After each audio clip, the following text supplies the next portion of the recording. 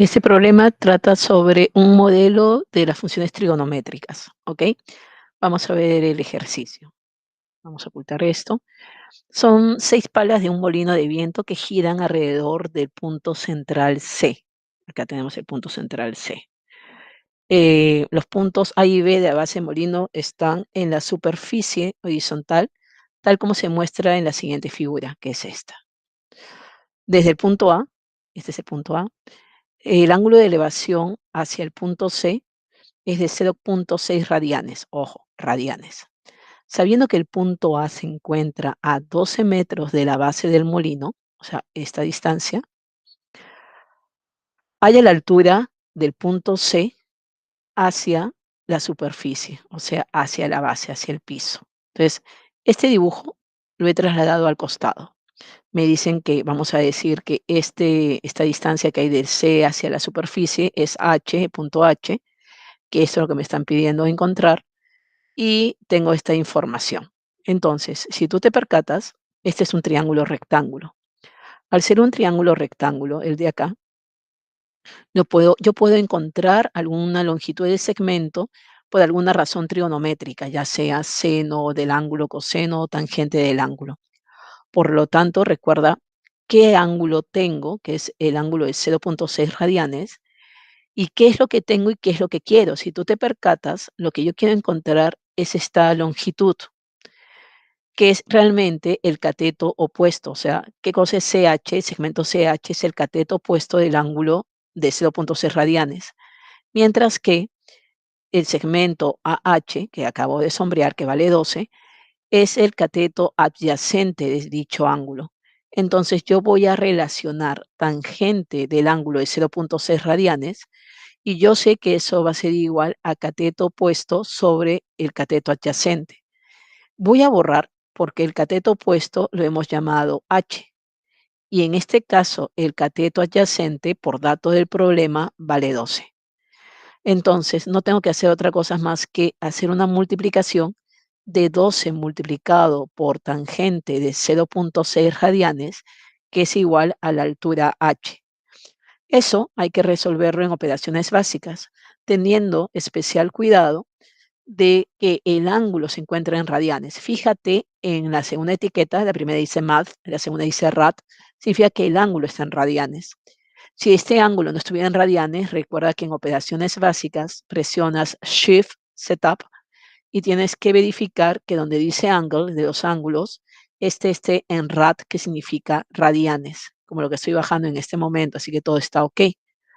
Ahora que ya he verificado que el ángulo está en radianes, como te lo había mencionado, lo único que tengo que hacer es colocar que tangente de 0.6 debe ser igual a x sobre el valor de 12.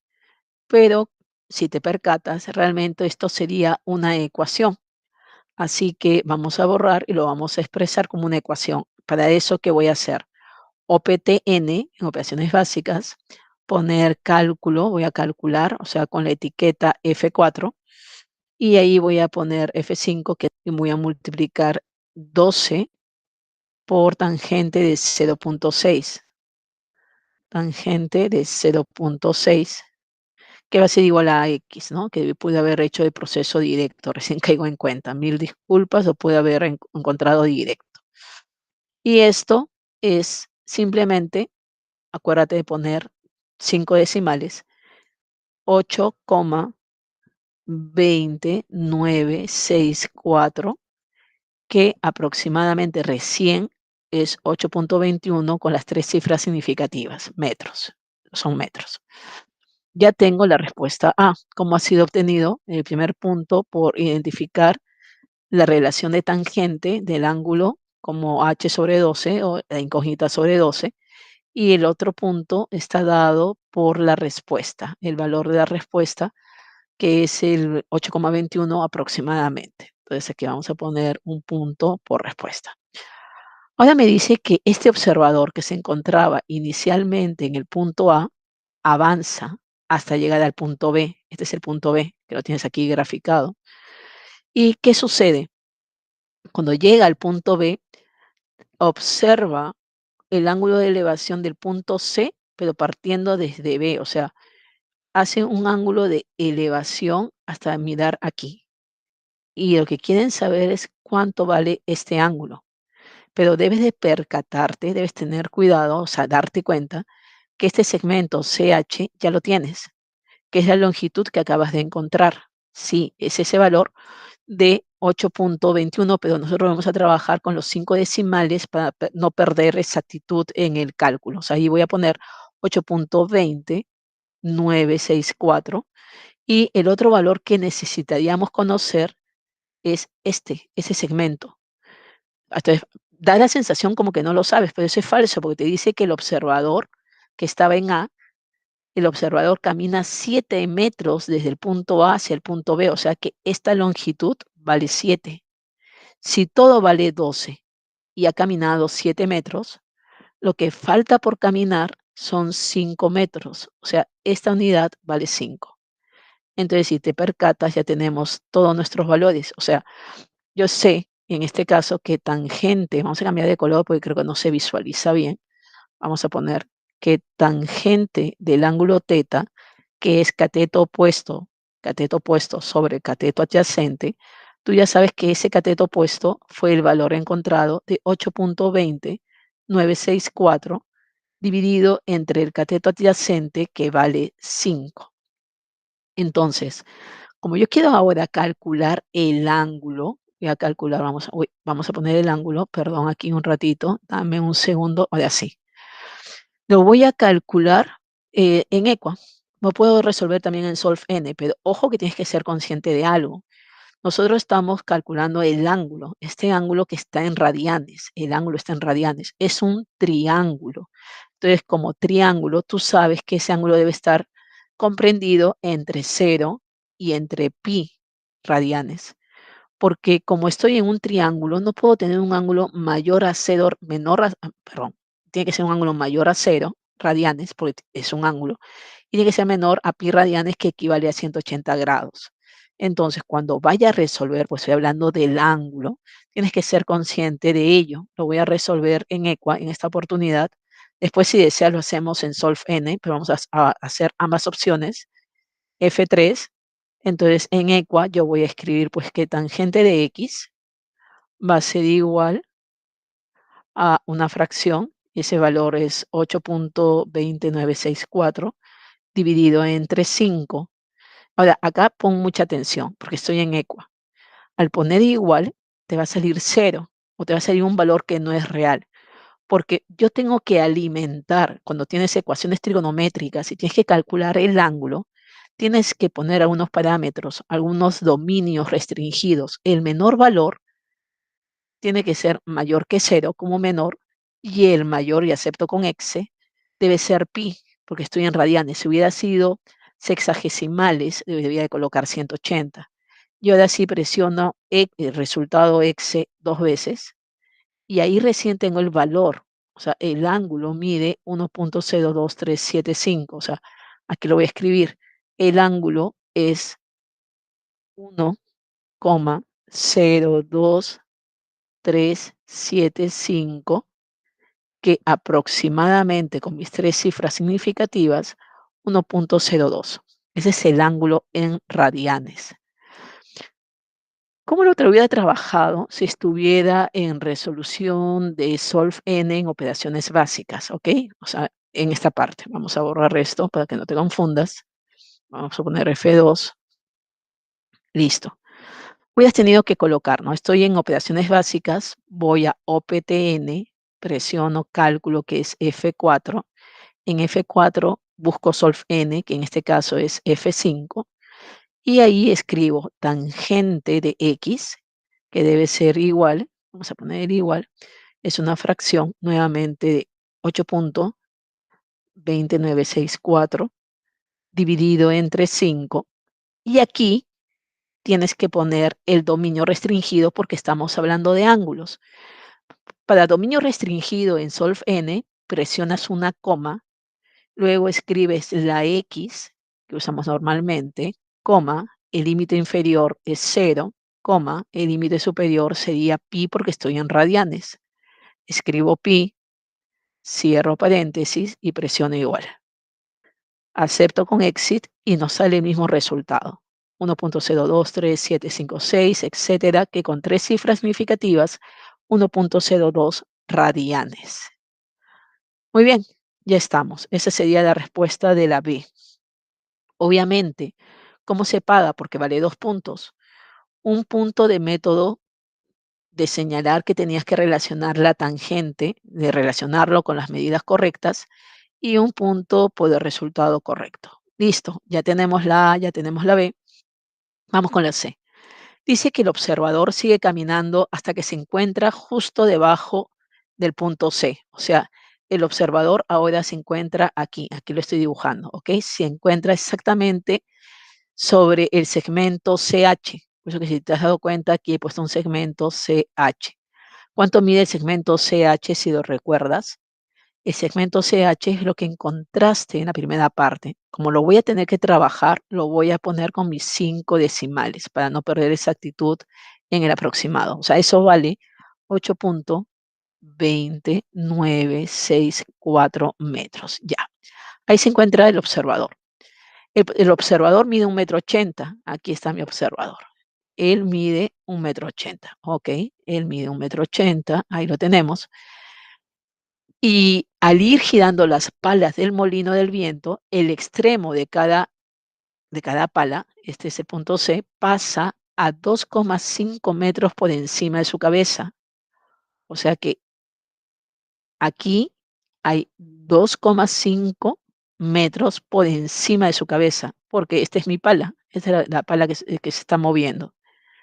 ¿Qué pala? La que se encuentra aquí arriba, ¿te acuerdas? Estas son las palas, se están moviendo en sentido horario. Ok, entonces tú dices, haya la longitud de cada pala. O sea, esto es lo que me están pidiendo, no sé cuánto vale.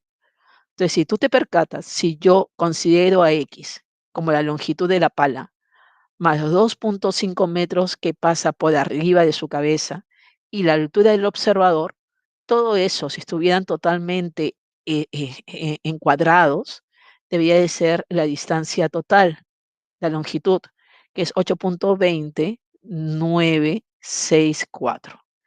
Hacemos la operación matemática y nos estaría quedando que ese valor, que es la altura de la pala, va a ser igual a 3,9964. Eso lo haces con operaciones de sumas y restas. Pero como siempre trabajamos con un aproximado de 3 cifras significativas, sería que cada pala, que es X, mide 3,91 metros, que es la longitud que nos están pidiendo, 2 puntos. ¿Cómo se paga esos 2 puntos? Y que te hayas dado cuenta que la suma de todos esos segmentos es igual a 8,20964 y el otro punto es por la respuesta. Ahora bien, una de las palas se pinta de un color distinto a las otras. O sea, imaginémonos que vamos a pintar de amarillo y el extremo de esa pala que se está pintando de una forma diferente a las otras, se está llamando segmento CD, si quieres. Esta es la pala que se pinta diferente, ¿ok? La altura h metros del punto D sobre la superficie se puede modelar mediante la función h en términos de t, de p coseno de 3 pi décimos de t más q. T está dado en segundos, p y q pertenecen a los reales y te dan un dato importante. Cuando tienes un tiempo d, el punto D se encuentra en la altura máxima. O sea, estaría aquí, es lo que estoy ya pintando. Es su altura máxima. O sea que el momento inicial D está en lo que yo acabo de resaltar. ¿Ok? Entonces dices, ok, o sea, que parte desde acá. Y de ahí comienza a moverse. Y me piden que haya el valor de P y el valor de Q. Entonces tú dices, bueno, ¿y ahora cómo hago esto? ¿Qué tienes que acordarte? Cuando hacemos modelaje de la función seno y coseno, ese modelo lo hemos llamado y igual a coseno de b de x menos c más d. Y recuerda que yo te mencionaba que ese valor de a hace referencia al valor de la amplitud. Y el valor de b hacía referencia al efecto de la periodicidad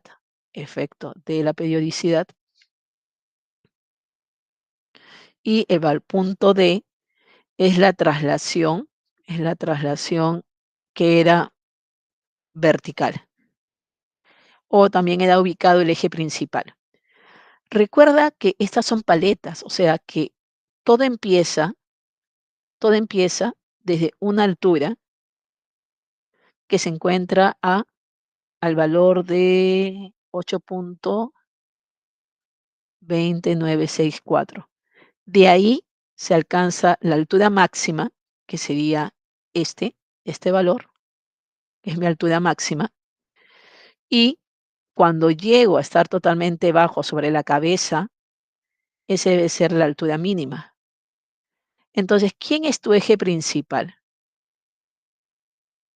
El eje principal es la longitud de 8.20964, o sea, que es el eje principal, 8.20964, esa es la línea imaginaria, ¿no? En donde todos, vamos a ponerlo así, porque da la sensación que era el eje X y no es el eje X. Este es mi eje principal. El eje X, podemos decir, está muchísimo más abajo. ¿Qué tan abajo? A 8.21, no sé qué tanto más, debe estar por acá, ¿no? O sea, que queremos llamar así. Y vamos a subirlo un poquito. Vamos a subirlo.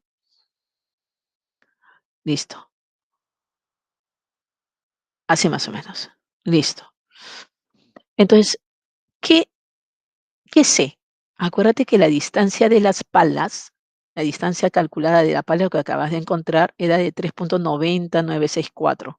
O sea que cada una de estas palas mide 3.90964.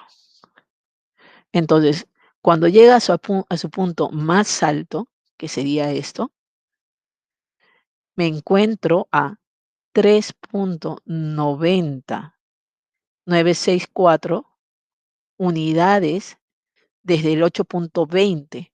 O sea, que si yo tengo que calcular la altura máxima debe partir del eje principal, que es la distancia que hay de C hacia el suelo, que era 8.20964, y eso hay que aumentarle la longitud de la pala. Y la longitud de la pala era 3.90964. O sea que la altura máxima que alcanza la pala, si yo sumara esto, es de cuánto, ¿no? 8.20 con 3 punto algo. A ver cuánto nos da. Vamos a sumarlo. Ah, ah, ah, ah. Deme un segundo. No me quiero equivocar. Vamos a mover esto. Y vamos a mover este. Ya, vamos a sumarlo. Ya, era 8.20964, correcto, con la longitud de la pala que era 3.90964. Y eso nos da 12, algo. ¿Ok? Entonces, yo ya sé que la altura máxima es de 12.11.9 y 28. Esa es la altura máxima. Ahora, ¿cuál será la mínima? Entonces, si yo tuviera que calcular la mínima, pues lo que deberías de hacer es, si te das cuenta, vamos a poner así, altura mínima es 8.20964 menos la longitud de la pala. Y la longitud de la pala era 3.90964. O sea que la altura mínima, nos da una diferencia de cuánto. La diferencia 3.91, ¿no? 3.91 aproximadamente. Entonces tú dices, ok, ¿y eso para qué? Significa que este va de 3.91. Si tú te das cuenta, a mí me están pidiendo hallar el valor de coseno, pero me han puesto otras letras. O sea, a ti te han puesto hallar y, cuyo modelo es P coseno de 3/10 de pi, perdón, de t, 3/10 de t, 3π de t más q. Entonces, este de aquí es el valor de la amplitud. Entonces, para calcular la distancia de la amplitud no es la distancia que había del eje principal hacia el valor más alto o el valor mínimo. Y si tú te das cuenta, el valor máximo o el valor mínimo, la distancia que hay entre el eje principal y el valor máximo y mínimo no es la longitud de la pala, entonces realmente el valor de P no es otra cosa más que 3,91.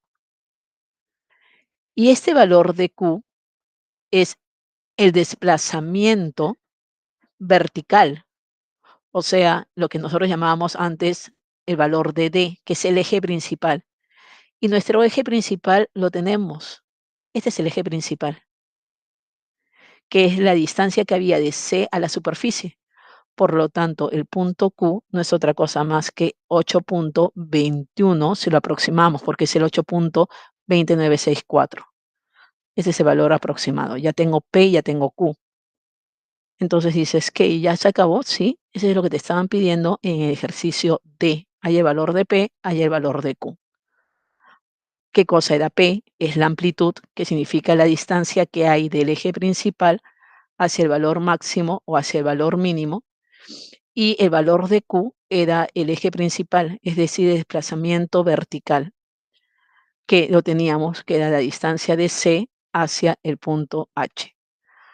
Ahora que ya tengo el modelo, me dice, hay el valor de N. Entonces alguien dirá, ¿y qué cosa es N?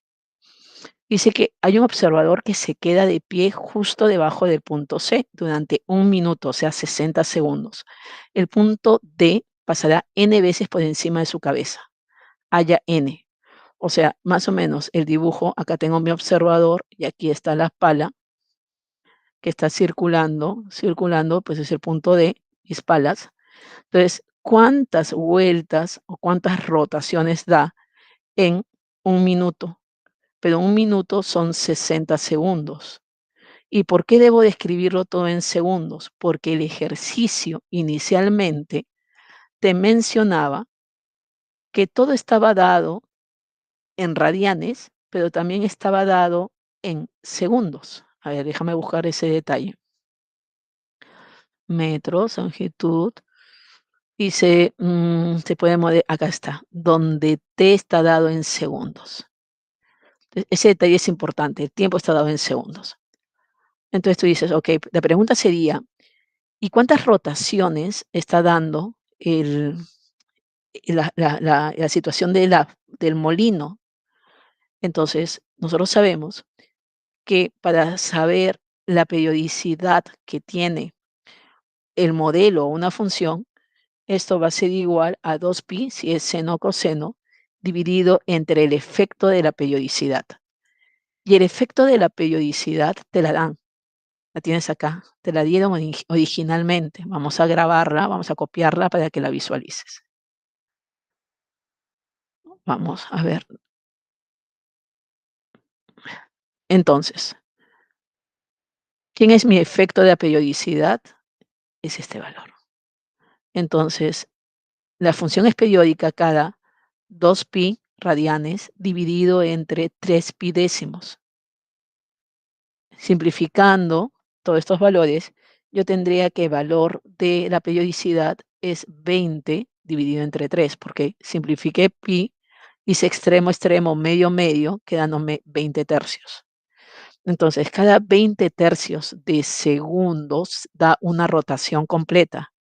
20 tercios de segundo. Lo voy a poner en fracción porque me da mayor exactitud. Pero me dicen que este observador se encuentra detenido 1 minuto. Entonces, en 1 minuto, que son 60 segundos, ¿cuántas rotaciones podría tener si yo sé que por una rotación da cada 20 tercios de segundo? Entonces tendría que la cantidad de rotaciones que está dando sería 60 por 3 dividido entre 20. O sea que al cabo de 1 minuto da 9 rotaciones completas. Espero que haya sido de tu agrado esta explicación. Vamos a detener